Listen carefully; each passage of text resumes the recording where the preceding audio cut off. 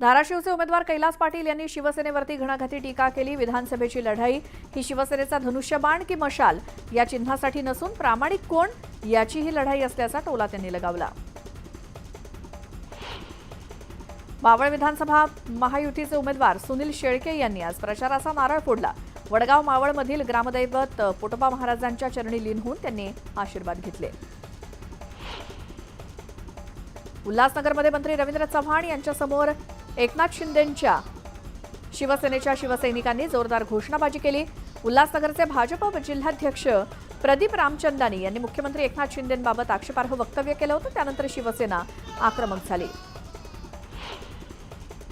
भिवंडी पूर्व विधानसभेच्या जागेवरून ठाकरे गटात ठिणगी पडली। आदित्य आणि वरुण सरदेसाई यांच्या विजयासाठी उद्धव ठाकरेंनी समाजवादी पार्टीसोबत तडजोड केल्याचा आरोप बंडखोर उमेदवार रुपेश म्हात्रेंनी केला। मनसे अध्यक्ष राज ठाकरे बुधवारी मंगळवेढ्यात सभा घेणार आहेत। उमेदवार दिलीप बापू धोत्रे यांच्या प्रचारार्थ आठवडी बाजारात सभेचं आयोजन करण्यात आलंय। महाविकास आघाडीतील शिवसेना उद्धव बाळासाहेब ठाकरे पक्षातून बंडखोरी करणाऱ्या 2 उमेदवारांनी माघार घेतली। शिवसेनेचे माजी आमदार गौतम चाबुकस्वार तर भोसरी विधानसभा मतदारसंघातून रवी लांडगेंनी माघार घेतली आहे। पंतप्रधान नरेंद्र मोदी 14 नोव्हेंबरला मुंबई दौऱ्यावरती येत आहेत। मुंबईच्या शिवाजी पार्क मैदानावर मोदींच्या प्रचार सभेचं आयोजन करण्यात आलंय। चंद्रपूर मतदारसंघात राज ठाकरेंकडून मनदीप रोडेंची उमेदवारी जाहीर करण्यात आली होती। दरम्यान अखेरच्या क्षणापर्यंत रोडे यांनी अर्ज न भरल्यामुळे विविध चर्चांना उधाण आलंय। या प्रकरणामुळे मनसेच्या स्थानिक पदाधिकाऱ्यांमध्ये धुसफूस वाढली आहे। बीडमध्ये राष्ट्रवादी शरद पवार पक्षानं सर्व जाती धर्माच्या उमेदवारी देऊन सामाजिक बॅलन्स राखण्याचा प्रयत्न केलाय। दरम्यान मनोज जरांगेंनी जिल्ह्यात उमेदवारी दिली तर महाविकास आघाडीला फटका बसू शकतो अशी कबुली खासदार बजरंग सोनावणेंनी दिली। अजित पवारांनी नवाब मलिकांना एबी फॉर्म दिला। दाऊदशी मलिकांचा संबंध आहे, त्यामुळे निवडणुकीत हा मुद्दा आम्ही घेऊन जाऊ अशी प्रतिक्रिया शिवसेना ठाकरे गटाचे नेते अंबादास दानवेंनी दिली।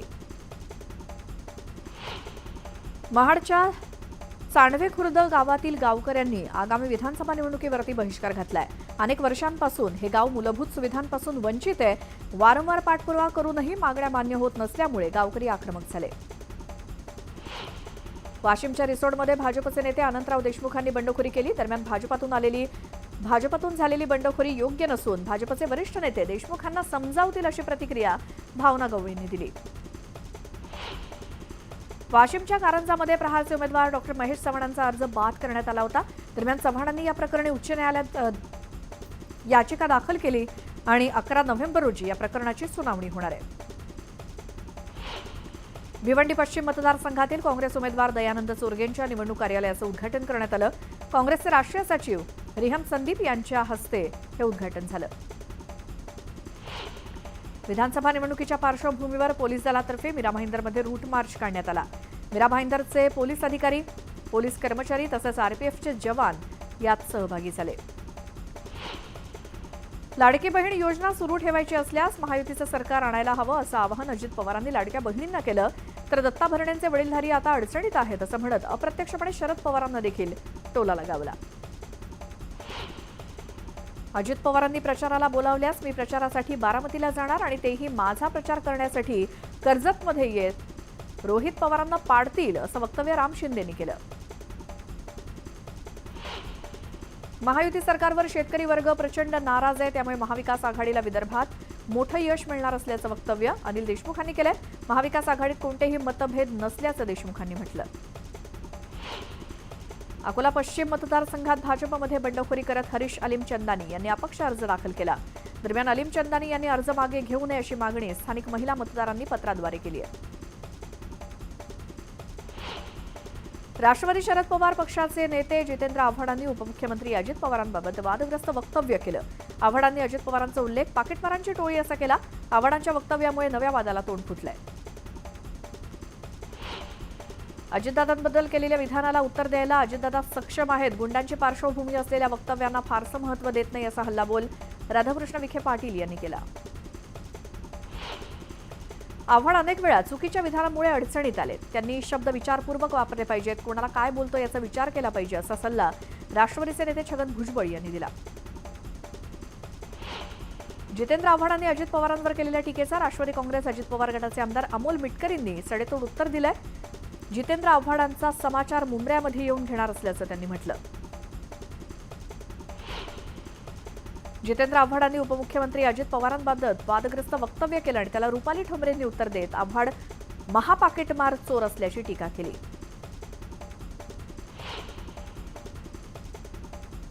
देवेंद्र फडणवीसांनी महाराष्ट्राच्या सुरक्षिततेसाठी सर्वांना अंगावर घेतले, त्यामुळे त्यांच्या सुरक्षेत वाढ करण्यात आली असं वक्तव्य नितेश राणेंनी केलं. दरम्यान उद्धव ठाकरेंची सुरक्षा काढून घ्यावी अशी मागणी राणेंनी केली.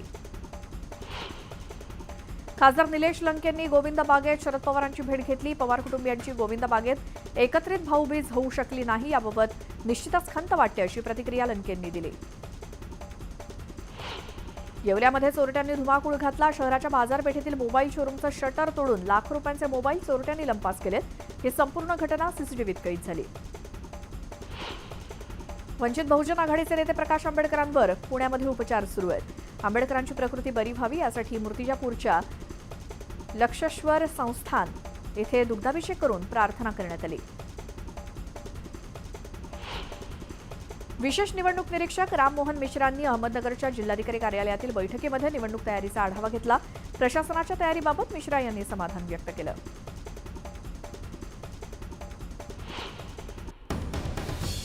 यानंतर एक मोठी बातमी. विधानसभा निवडणुकीची धामधूम राज्यात सुरू झाली असून मुख्यमंत्री एकनाथ शिंदे मंगळवारी 5 तारखेला पश्चिम महाराष्ट्रात सातारा आणि सांगली जिल्ह्यात एकाच दिवशी 3 प्रचार सभा घेणार आहेत. मंगळवारी पहिली सभा शंभूराज देसाई यांच्या पाटण विधानसभा मतदारसंघातील तांबवे गावात पहिली प्रचार सभा मुख्यमंत्री एकनाथ शिंदे यांची होणार आहे. 5 नोव्हेंबरला सातारा आणि सांगली जिल्ह्यामध्ये मुख्यमंत्री एकनाथ शिंदे प्रचार सभा घेणार आहेत. पहिली सभा शंभूराज देसाई यांच्या पाटण मतदारसंघात असणार आहे. पाटणच्या तांबवे गावामध्ये मुख्यमंत्र्यांची सभा होणार आहे.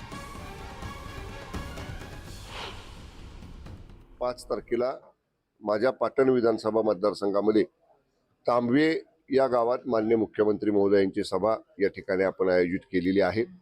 सभेची वेळ थोड्या वेळात आम्हाला कळेल किती वाजता सभा आहे ती, परंतु अत्यंत उत्साह या मतदारसंघामध्ये सर्वसामान्य मतदारांच्या मध्ये आहे आणि यशस्वी सभा करण्यासाठी सर्व शिवसैनिक आणि महायुतीचे सर्व पदाधिकारी कार्यकर्ते या ठिकाणी त्या नियोजनामध्ये आहेत.